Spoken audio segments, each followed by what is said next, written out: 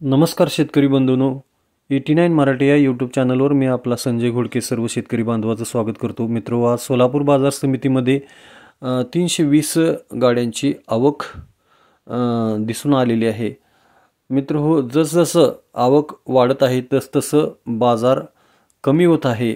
अशातच रमजान महिना असल्यामुळे बहुतांश व्यापारी हे रोजे करतात आणि त्यामुळे देखील व्यापाऱ्यांची जी संख्या आहे ती संपूर्ण एकूणच महाराष्ट्रातील बाजार समितीमध्ये ही कमी झालेली आहे आणि त्यामुळे सुद्धा मार्केट कमी झालं आहे का? कारण ज्या वेळेला बाजार निलाव चालू होतात त्यावेळेला आडती व्यापाऱ्यांना बोलावून घेऊन त्यांना विनंती करून माल देण्याचा प्रयत्न करतात। एकूणच आज सोलापूर बाजार समितीमध्ये हायेस्ट रेट हा